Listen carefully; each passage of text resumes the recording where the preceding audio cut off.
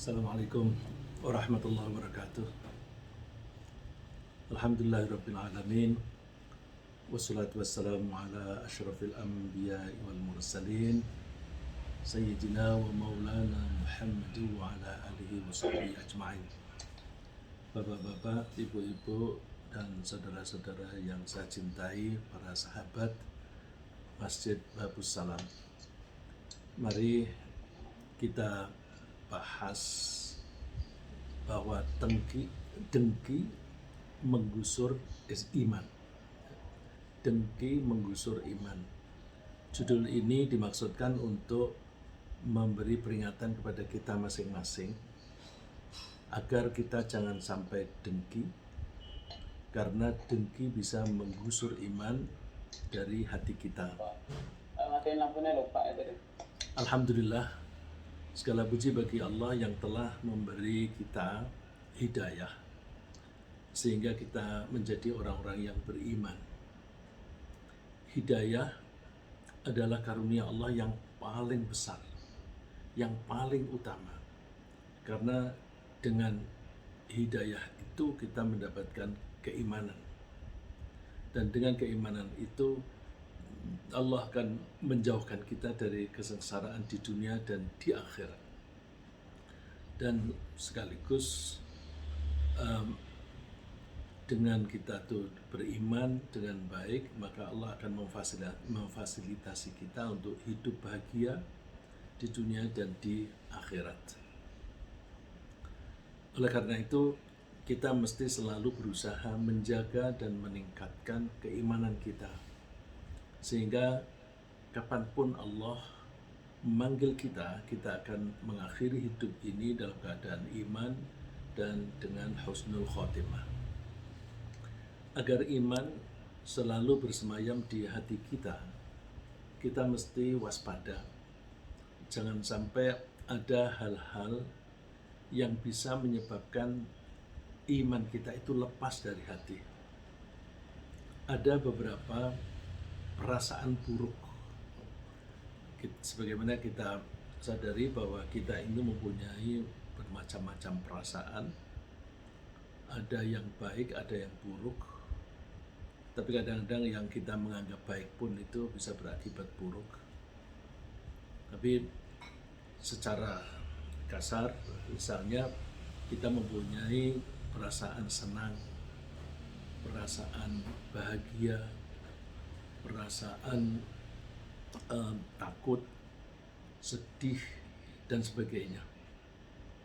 Nah, dengki dan iri hati itu perasaan yang buruk. Jadi di dalam hati kita ada beberapa perasaan buruk yang bisa menyebabkan lepasnya iman dari hati kita. Salah satu di antaranya adalah perasaan iri dan dengki.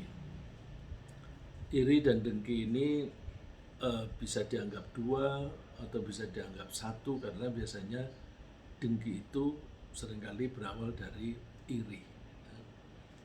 Jadi iri dan dengki itu sangat berpotensi untuk menggusur iman dari hati seseorang.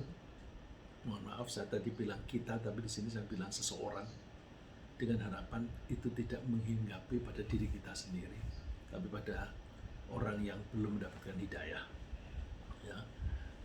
Rasa iri dan dengki itu sangat berpotensi untuk menggusur iman dari hati seseorang, karena iri dan dengki itu tidak mungkin bisa bergabung menjadi satu dengan iman di dalam hati seseorang. Artinya jika iman bersemayam di hati, iri dan dengki pasti kabur dari hati. Sebaliknya, jika iri dan dengki sempat masuk ke dalam hati kita, maka iman pasti tergusur atau terusir dari hati. Saya merujuk pada sabda Nabi Muhammad SAW. Beliau mengatakan, la yajtami'u fi jawfi 'abdin al-imanu wal hasad. La yajtami', tidak mungkin bertemu, bergabung. fi jawfi abdin, di dada seorang hamba. Al-imanu wal hasad, iman dan hasad. Jadi misalnya yang saya ilustrasikan dengan tangan kanan ini, itu iman, yang kiri hasad. Kalau iman itu masuk ke dalam hati, maka dengki itu tidak akan ada di situ. Tapi kalau kita lengah sehingga ada rasa dengki tidak di hati kita, dengki masuk ke hati kita, iman kabur atau tergusur. Bisa dibuktikan. Ya. Jadi kita hati-hati. Rasulullah sudah memperingatkan kita agar kita jangan sampai iman kita itu lenyap, apalagi kalau sampai iman itu tersingkir pada waktu menjelang kita wafat. Kita mohon iman selalu bersemayam di hati kita sampai akhir hayat, sehingga kalau kapanpun Allah memanggil kita, kita akan mengakhiri hidup kita dalam keadaan iman dan dengan husnul khotimah. Lalu apa sih arti iri dan dengki itu? Saya mencoba melihat di Kamus Besar Bahasa Indonesia. Iri adalah perasaan kurang senang melihat kelebihan orang lain dalam keberuntungan dan sebagainya. Itu iri. Sedangkan dengki, perasaan marah, benci atau tidak suka karena iri yang amat sangat kepada beruntungan orang lain. Jadi kalau kita mengacu pada pengertian iri dan dengki berdasarkan Kamus Besar Bahasa Indonesia, iri itu levelnya agak rendah, terus kalau itu meningkat lagi menjadi dengki.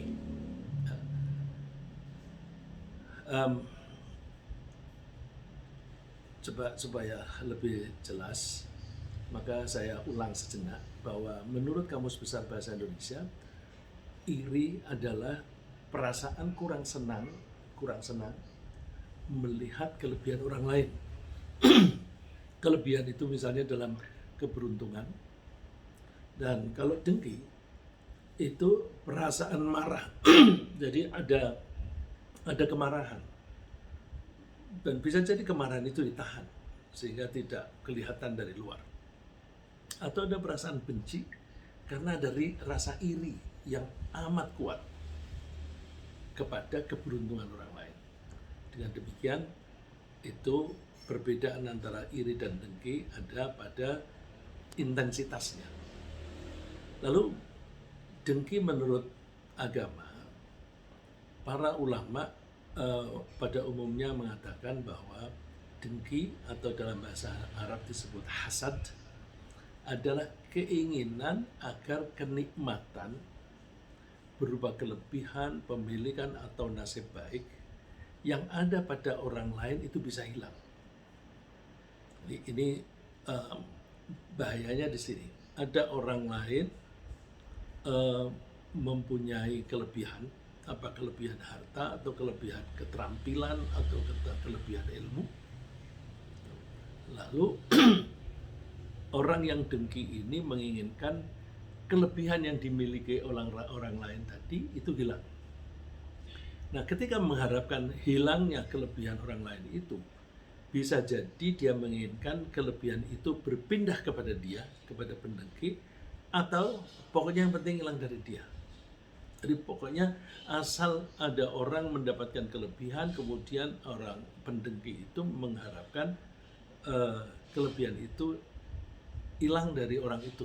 Misalnya dia memiliki harta, maka dia mengharapkan harta itu hilang dari dia. Atau harta itu pindah pada dia. Kalau orang lain itu mempunyai jabatan, dia mengharapkan jabatan itu lepas atau tanggal dari dia.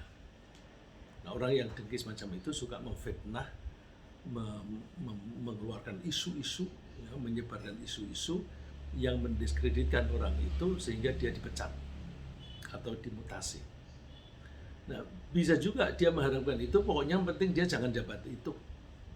Terus ada bisa lebih-lebih lagi, supaya dia dipecat dari itu, kemudian aku yang diangkat. Nah ini lebih berbahaya lagi. Jadi kalau ada orang mendapatkan kelebihan, kemudian si pendengki itu mengharapkan kelebihan itu bergeser. Kelebihan itu biasanya disebut kenikmatan. Kenikmatan itu bisa berupa kekayaan, bisa berupa jabatan, bisa berupa kesuksesan dalam karir, atau bakat. Bakat itu kan sudah ada di dalam diri seseorang, tapi ada orang yang iri dan dengki pada itu. Misalnya lagi suara yang bagus, atau kecantikan atau ketampanan. Itu dia lalu menjadi rasa kesal karena kelebihan yang dimiliki orang itu bisa saja menarik perhatian orang, sehingga orang-orang itu perhatiannya menuju kepada dia. Nah, dia merasa kesal karena kenapa tidak pada saya, kenapa kepada dia. Nah, dan ini fenomena ini kita lihat, dan pada hari-hari terakhir ini sangat banyak kita lihat gejala-gejala semacam itu, sehingga ini bisa menimbulkan konflik. Kita hindari jangan sampai di hati kita itu ada rasa iri saja kita singkirkan, apalagi sampai dengki. Iman dan dengki itu tidak mungkin bergabung dalam hati seseorang, karena dua hal ini saling bertentangan.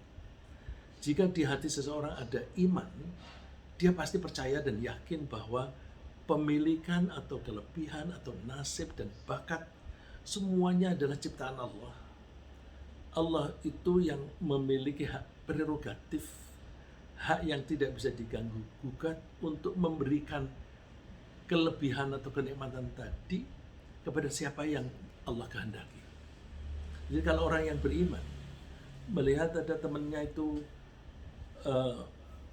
misalnya bersuara bagus, dia menyadari bahwa ya Allah memang memberi dia suara yang bagus. Kalau suara itu biasanya lebih mudah menata hati.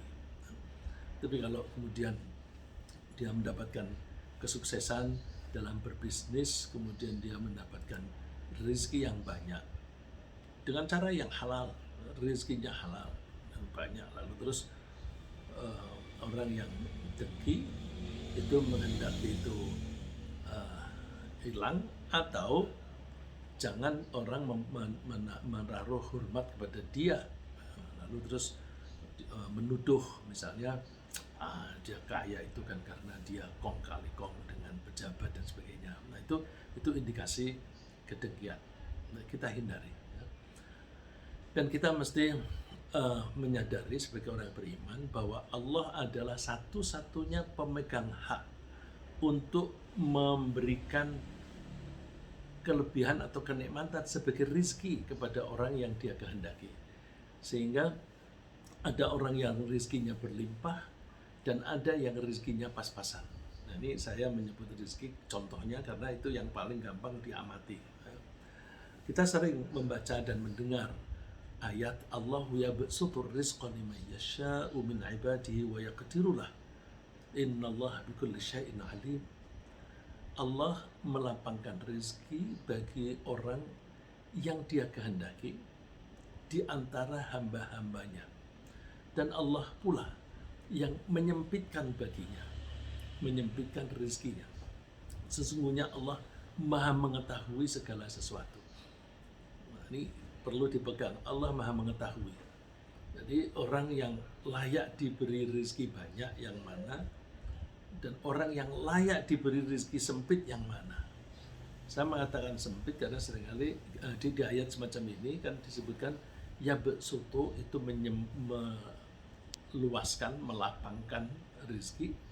Kebalikannya wayaqdirulah, membuatnya terukur.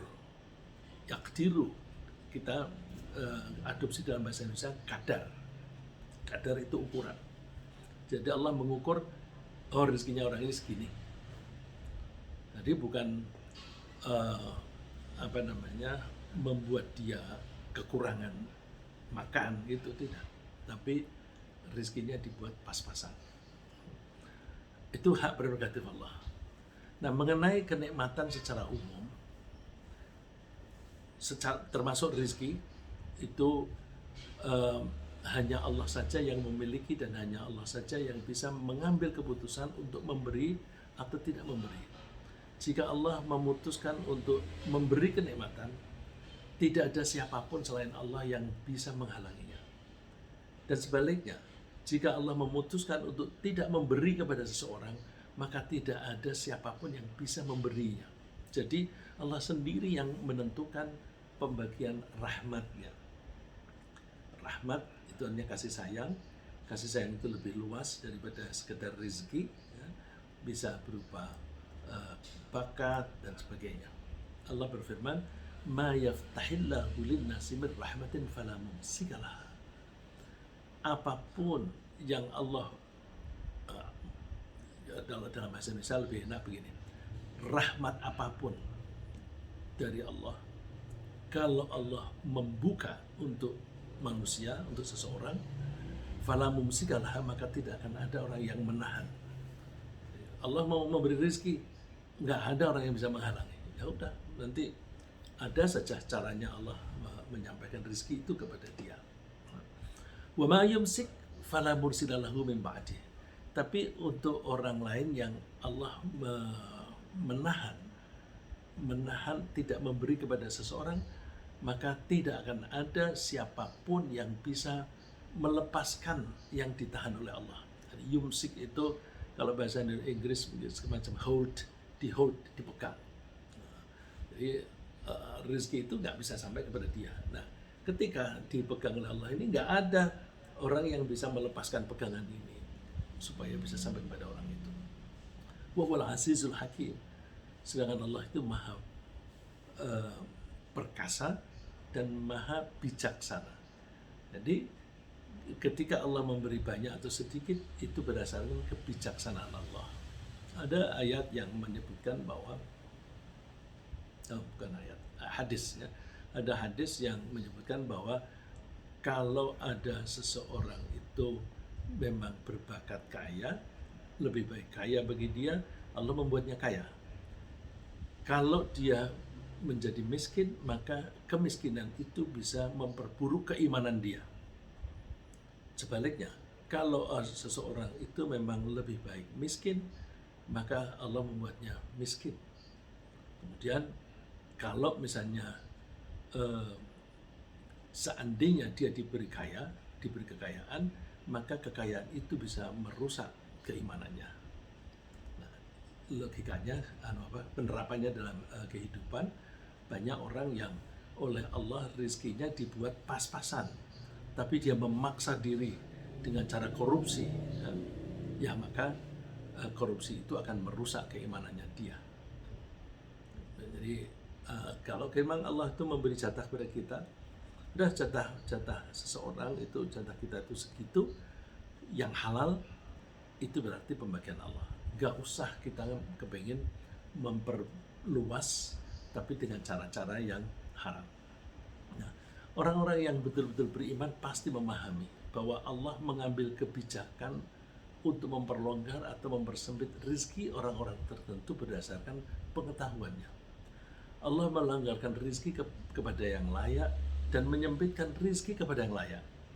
Maka mereka bisa menerima, mereka yang beriman itu bisa menerima berapapun pemberian Allah setelah mereka berusaha mencari rezeki yang halal secara maksimal. Usahanya sudah maksimal, dapatnya segitu. Ya udah, ini berarti pembagian Allah. Mereka tidak merasa iri hati pada orang lain yang rezekinya lebih longgar, meskipun bekerjanya itu lebih ringan. Ini kalau tadi saya nyebut ada hadis yang semacam itu, ini ada ayat Al-Quran satu sisi. Walau basatallahu rizqa li'ibadihi la baghaw fil ardi walakin yunazzilu biqadri ma yasha. Seandainya Allah itu melapangkan rezeki kepada hamba-hambanya terlalu luas, terlalu banyak rezeki yang diberikan, la baghaw fil ard, sungguh mereka akan menjadi zalim bertindak melampaui batas. Walaki yunazzilu biqadri ma yasha, tapi Allah menurunkan rezeki itu dengan kadar, dengan ukuran yang Dia kehendaki. Innahu bi'ibadihi khabirum basir. Sesungguhnya Allah itu terhadap hambanya Maha mengetahui dan Maha melihat. Dengan demikian, dengki merupakan indikasi bahwa seseorang yang pendengki itu tidak menyetujui kebijakan Allah ketika Allah membagi-bagi rezeki sesuai dengan kebijakannya. Dan begitu orang tersebut mendengki, saat itu pula imannya tergusur dari hatinya. Nah, jadi kalau orang yang beriman kan, ya udah, dia bagian saya segini, bagian dia segitu. Tapi kalau dia merasa kok dia lebih sukses, itu berarti dia tidak ridho, tidak rela cara Allah membagi. Nah, letak tergusurnya iman di situ. Jadi dia seolah-olah protes. Kenapa dia lebih sukses dari aku? Padahal sekolahnya sama, kita sekolah yang sama, nilai yang sama dan sebagainya. Tapi nasibnya beda. Kenapa begitu? Itu berarti dia tidak ridho kepada keputusan Allah. Nah, oleh karena itu, kalau kita ingin menjaga iman kita tetap bersemayam di hati kita, udah, kita selalu sadari bahwa itu memang alokasi dari Allah dan aku akan menerimanya. Orang yang dengki itu dipertanyakan oleh Allah, am yahsuduna nasa ala ma atahumullahu min fadlih. Apakah mereka itu dengki kepada orang yang atas karunia Allah telah diberi, mohon maaf ini saya kalau membaca teksnya itu malah kadang-kadang kurang. Saya baca Arabnya aja. Am yahsudunan nas, apakah mereka itu dengki kepada orang lain? Ala ma atahumullahu min fadlih, atas apa yang Allah telah berikan kepada mereka berupa karunia. Jadi kalau orang mendengki terhadap fadilah, karunia yang diberikan oleh Allah kepada seseorang, maka itu berarti dia tidak beriman atau tidak ridho kepada Allah. Apalagi tidak menyetujui atau keberatan terhadap kebijakan Allah. Bahkan mempertanyakan saja itu sebenarnya tidak layak. Jadi kalau ada orang mempertanyakan, kenapa sih dia bisa lebih sukses? Kenapa sih dia bisa naik terus jabatannya dan sebagainya? Kenapa sih dia bisa? Itu pada hakikatnya yang membuat dia sukses itu kan Allah. Nah, itu secara tidak langsung sama dengan mempertanyakan kenapa Allah membuat dia lebih sukses. Apalagi kalau pertanyaannya itu lebih spesifik, lebih tegas. Kenapa Allah membuat dia lebih sukses? Itu lebih vulgar lagi. Ya. Jadi Allah itu tidak pada tempatnya untuk diminta pertanggungjawaban atas apa yang Allah lakukan.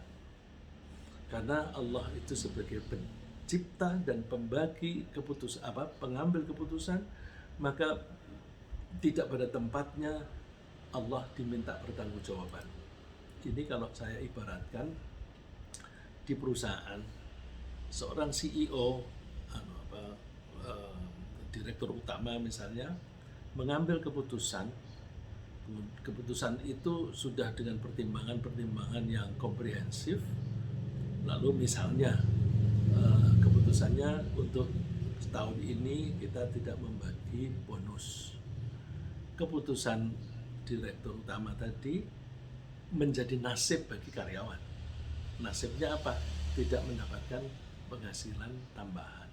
Jadi dilihat dari segi direktur utama itu keputusan, dilihat dari karyawan itu nasib. Allah membagi-bagi rezeki. Dilihat dari segi Allah itu keputusan, dilihat dari sisi kita itu namanya nasib. Direktur utama saja itu tidak pada tempatnya untuk dipertanyakan oleh karyawan. kenapa sih Bapak kok tidak membagi bonus tahun ini? Tidak pada tempatnya, karena direktur utama itu mempertanggungjawabannya kepada pemilik saham,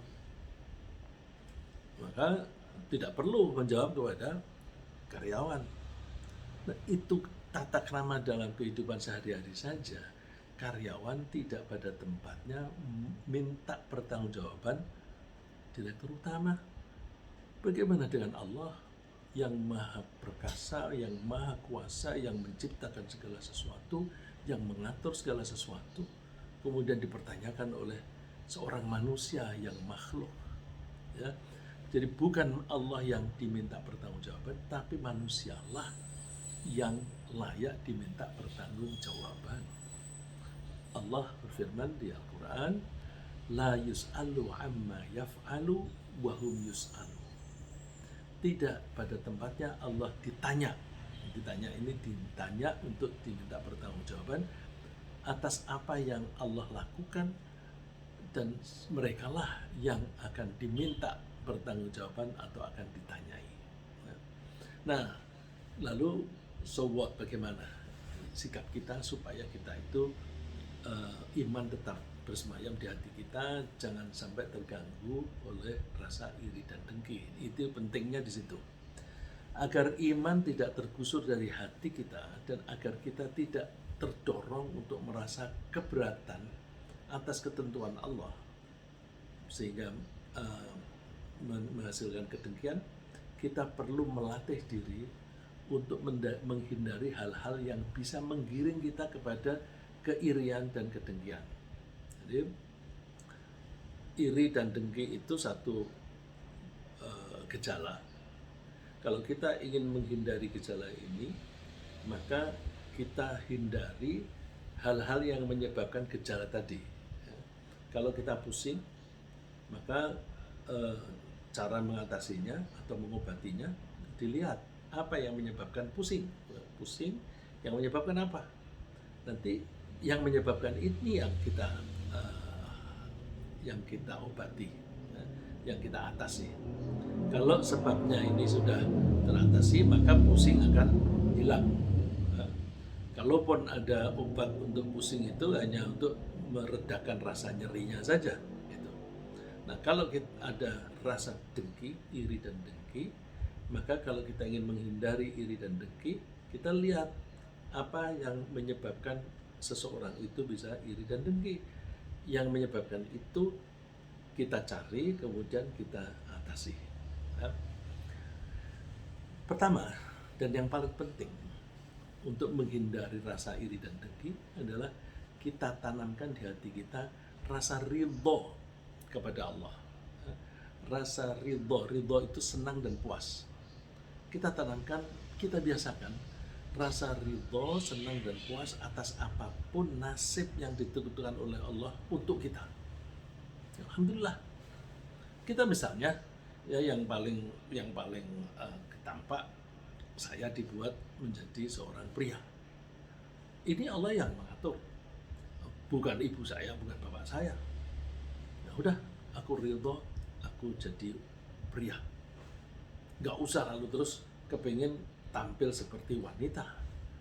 Kalau saya berusaha tampil seperti wanita, itu seolah-olah saya protes kepada Allah. Kenapa sih aku dibikin pria? Lalu saya bersolek, bertingkah laku, berjalan seperti wanita. Nah, itu indikasi tidak ridho. Begitu pula rezeki. Ya sudah, aku melakukan pekerjaan-pekerjaan yang maksimal yang saya lakukan itu ini dengan cara yang halal. Terus apa yang kita dapat, ya alhamdulillah, kita ridho hasilnya kepada Allah. Ya. Jadi dengan begitu, apakah kita ini kaya atau miskin, kita ridho. Kalau kita kaya, alhamdulillah, kita diberi kelonggaran. Ketika miskin, alhamdulillah, saya tidak dibebani tugas bermacam-macam. Belum tentu orang kaya itu pikirannya lebih enak, lebih tenang. Karena kalau orang yang duitnya banyak, misalnya miliaran rupiah, begitu sekarang ini rupiah itu jatuh terhadap dolar, itu udah pusing itu. karena nggak punya duit banyak, masa bodoh lah, dolar mau naik mau turun, terserah. Yang penting aku sudah cukup. Nah, itu. Jadi kita cari segi positifnya apa yang kita terima saat ini, terus kita ridho kepada Allah. Misalnya lagi ada orang yang sudah nikah 8 tahun, 10 tahun gak diberi anak. Ya udah, terima aja. Ini pembagian Allah. Kita cari segi positifnya apa. Kenapa Allah tidak memberi aku anak? Pasti maksudnya baik. Gitu. Dan seterusnya. Ya. Jadi Allah berfirman, walau annahum radu ma atahumullahu wa rasuluhu wa qalu hasbunallah sayu'tina Allahu min fadlihi wa rasuluhu inna ilallahi raghibun. Seandainya saja mereka itu ridho atas apa yang diberikan oleh Allah dan Rasulnya. Ini karena ada pembagian rezeki yang dilakukan oleh Rasulullah. Rasulullah itu diperintah oleh Allah. Jadi apapun yang dilakukan oleh Allah, Rasulullah itu datanya dari Allah. Nah, untuk kita karena tidak ada nabi, ya udah yang ditentukan oleh Allah itu apa?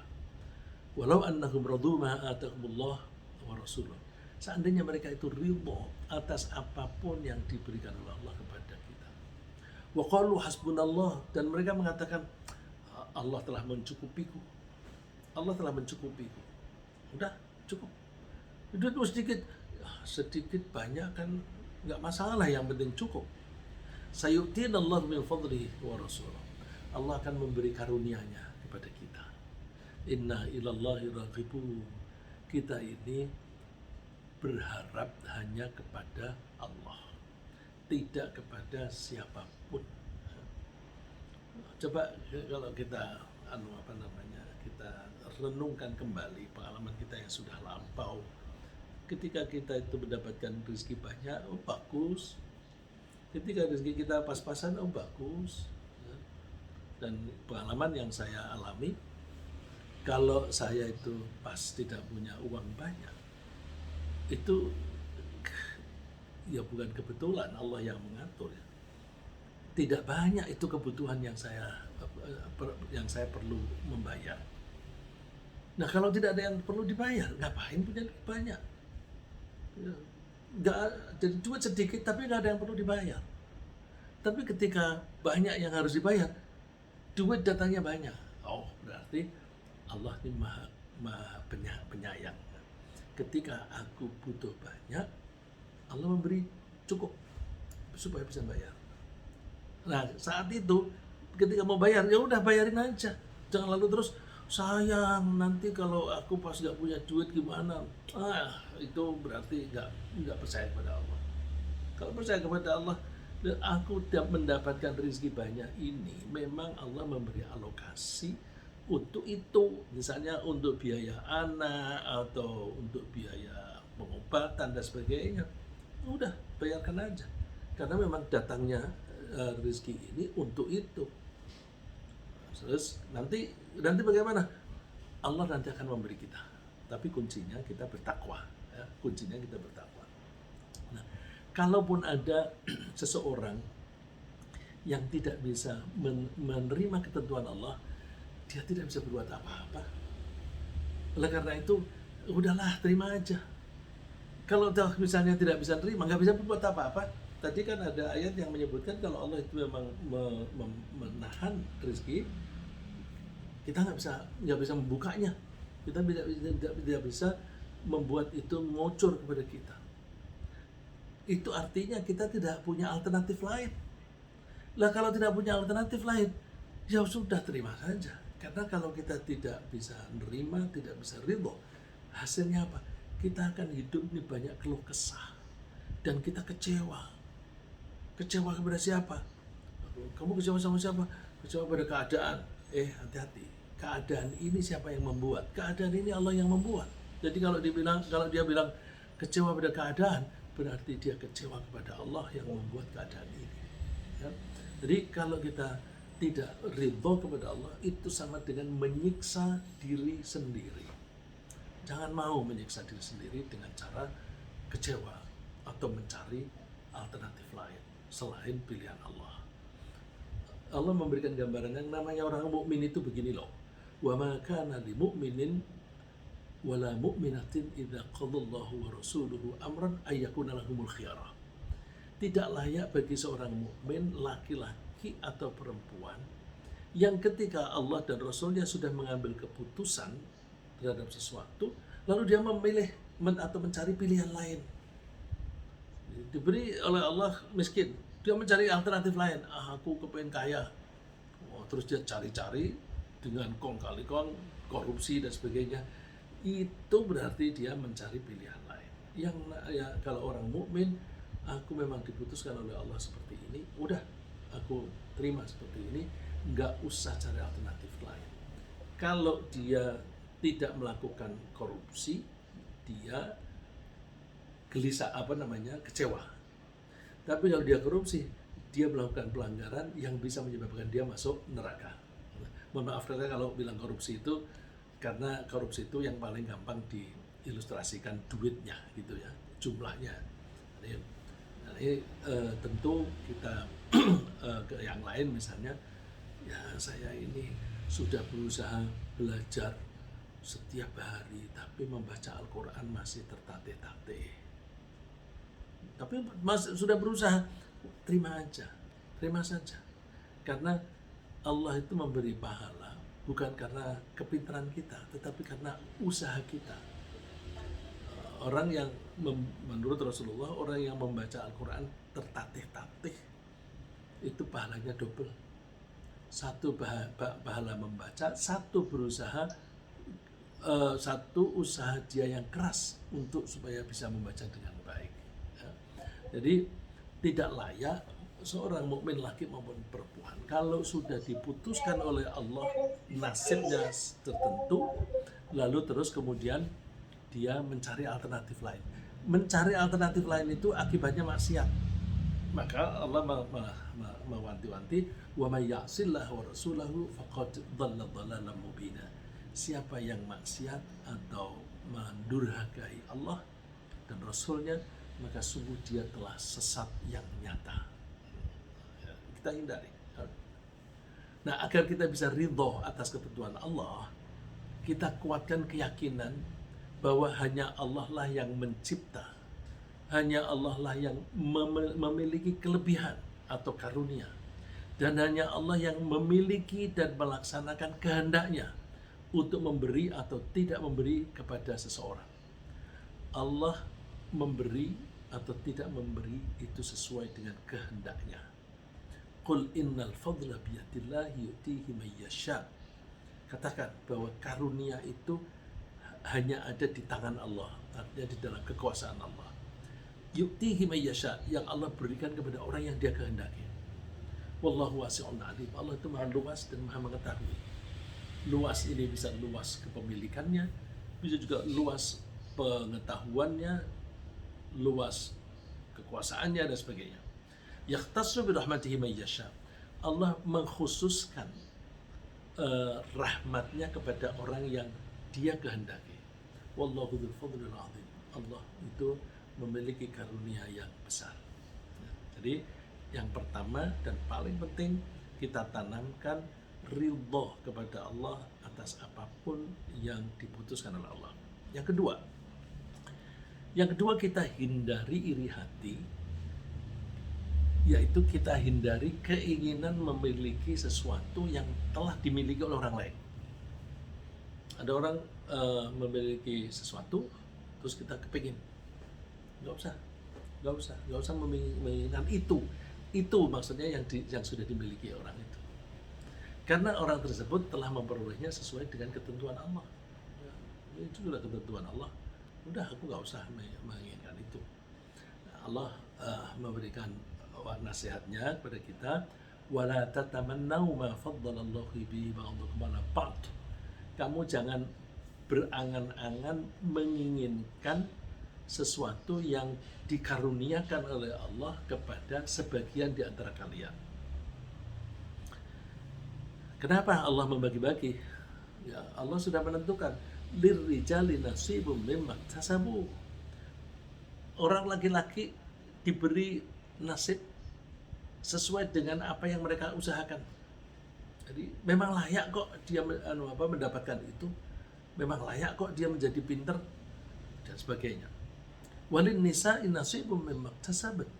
Bagi wanita pun juga demikian. Mereka memperoleh nasib yang sesuai dengan apa yang mereka lakukan. Dan ini sekaligus bahwa Allah itu tidak diskriminatif. Ada laki dan perempuan, dua-duanya disebut. Nah, kalau kita menginginkan sesuatu, was'alullaha min fadlih. Mintalah kepada Allah, minta karunia-Nya. Nah, ini salah satu pengertiannya. Kalau ada orang memiliki sesuatu, kita jangan menginginkan yang dia miliki. Kalau kita ingin memiliki yang serupa, bagaimana? Boleh, tapi mintanya kepada Allah. Kalau kita minta kepada Allah, maka kita harus menggunakan mekanisme yang digunakan oleh Allah ketika Allah memberi rezeki. Ya, misalnya, Allah memberi kita rezeki kalau kita mau bercocok tanam. Ya, karena kalau bercocok tanam, nanti Allah lah yang menumbuhkan biji itu. Atau dengan cara tukar-menukar. Yang saya bicarakan ini dua-duanya ada ayatnya. Ya. Dengan cara tukar-menukar. Kalau kita menukar, memberikan sesuatu yang dibutuhkan orang lain, nanti orang lain itu akan memberi kita yang kita butuhkan. Nah, yang kita butuhkan itu bisa berupa uang, bisa berupa benda apapun. Misalnya kalau tuker, dia punya padi, aku punya baju, ya udah tuker baju ini dengan padi, itu barter. Ya. Atau aku butuhnya bukan misalnya aku punya padi, aku butuhnya duit, nggak butuh baju, ya udah bayar saja dengan duit. Nah, itu mekanisme yang dibuat oleh Allah, cara Allah memberi rezeki. Cara yang paling jelas yang disebutkan oleh Allah, caranya gimana? Tolong orang lain. Kalau kita rajin menolong orang lain, nanti rezeki kita lancar. Kalau orang tidak mau menolong orang lain, maunya hanya menolong diri sendiri, siapa yang mau ngasih? Siapa yang mau ngasih? Jadi biasakan menolong orang lain, menolong. Nah, memberi sedekah itu termasuk menolong orang lain. Nah, makanya orang yang banyak memberi sedekah itu biasanya rezekinya lancar. Sebenarnya secara menyeluruh biasakan kita menolong orang lain, apapun. Ya. Dia tidak punya ilmu, kita kasih pelajaran. Ya. Dia tidak punya keterampilan, kita latih. Nanti duit itu akan datang dengan sendirinya. Kebetulan kalau seorang dokter dia sakit butuh pengobatan, kita bantu. Dia nggak punya duit, ya udah dibebaskan. Coba kalau membebaskan pasien satu ini, rugi apa enggak dia? Enggak. Pasien yang tidak membayar itu nanti akan cerita kepada orang lain. Cerita kepada orang lain, oh dokter itu baik ya. Aku nggak punya duit itu, nggak bayar nggak apa-apa. Malah obatnya aku dikasih. Itu kan memberikan image bahwa dokter itu baik, tulus. Itu akan mendatangkan pasien-pasien yang lain daripada ke dokter lain, udah ke dokter itu saja. Jadi dia membebaskan satu orang, tapi pasien baru yang datang itu lebih banyak. Jadi orang yang seringkali tidak bisa membaca seperti itu, lalu nggak bayar, rugi dong aku. Itu berpikirnya sempit. Jadi caranya was'alullaha min fadlih, mintalah karunia kepada Allah. Nah, cara meminta jangan hanya berdoa, ngomong saja, mesti melakukan aktivitas yang sesuai dengan mekanisme yang digunakan oleh Allah ketika Allah mau memberi rezeki. Innallaha kana bikulli syai'in alima. Sungguh Allah itu Maha mengetahui apapun. Itu yang kedua. Yang ketiga, kita hindari mengagumi harta orang lain. Gak usah kagum. Ada orang datang, wah, pakai Ferrari baru, keren, berapa miliar nih harganya. Terus dilihat-lihat. Ya, saya kebetulan pernah ditunjukin. Dia dalam rangka bersyukur. Silahkan Pak kalau mau lihat di dalam. Wah, memang tapi nggak usah kaku, nggak usah kaku. Karena kagum itu nanti bisa meningkat menjadi iri hati. Nah, supaya tidak kagum gimana? Melihatnya jangan berlama-lama. Ya udah melihat sepintas lalu aja, sekedar mengetahui. Nah, kalau saya ini kan dulu biasa jadi wartawan. Jadi wartawan itu biasa kalau ada begitu terus diamati dengan teliti, apa kelebihannya dan sebagainya. Tapi sebatas untuk mengetahui sehingga bisa menguraikan kalau dia mau cerita gitu. Nah, Allah wanti-wantinya wala tamuddanna 'ainaika ila ma matta'na bihi azwaja. Wala tamuddanna. Ini coba saya artikan letter luck dulu. Wala tamuddanna itu dari kata madda yamuddu, artinya memanjangkan. Ainaika dua matamu, jangan memanjangkan dua matamu. Memanjangkan dua mata itu apa? Memanjangkan, nah di terjemahan yang saya copy paste ini, jangan kamu tujukan, jangan kamu tujukan, lalu saya taruh dalam kurung. Arti aslinya panjangkan pandanganmu. Nah, kalau namanya panjangan itu apa? Bisa berarti memanjangkan pandangan itu ke arah itu, bisa juga memanjangkan waktunya. Waktu melihatnya berlama-lama. Nah, kalau dalam bahasa Inggris kan ada kata stare. Stare itu melihat berlama-lama karena kagum biasanya. Jadi wala tamuddanna 'ainaika ila ma matta'na bi azwajam minhum, kamu jangan suka memandang atau bahkan kamu jangan berlama-lama melihat memandangkan matamu kepada sesuatu yang aku berikan kepada sekelompok di antara mereka. Mereka ini konteks dalam waktu itu orang-orang kafir. Kebetulan orang kafir itu banyak yang kaya. Di Indonesia juga begitu kan. Banyak orang kafir itu kaya. Kok bisa begitu? Ya dia siang, malam, pagi, sore, setiap menit yang dipikirin bagaimana supaya bisa dapat duit. Bagaimana bisa dapat duit. Kalau kita kan berbagi waktu. Cari duit itu sebagian waktu kita alokasikan waktu untuk sholat, kita alokasikan untuk ngaji dan sebagainya. Beda. Kemudian mereka orang-orang kafir itu mendapatkan kekayaan yang banyak. Zahratal hayatid dunya, kekayaan itu menjadi hiasan kehidupan di dunia. Rumahnya mewah, mobilnya mewah dan sebagainya. Hati-hati, linaftinahum fih. Kami beri kekayaan yang banyak kepada orang kelompok itu untuk menguji mereka. Untuk menguji dengan mereka mendapatkan banyak rezeki, bersyukur nggak? Nah, kalau kita melihat, kebanyakan mereka tidak bersyukur. Kembali, alhamdulillah, aku dapat rezeki segini saja, aku sudah bisa bersyukur. Jadi, adalah kalau aku kaya seperti itu, mungkin karena kesibukan ngurusi kekayaan, tidak sempat bersyukur. Wa rizqu rabbika khairu wa abqa. Rezeki Tuhanmu itu lebih baik dan lebih kekal.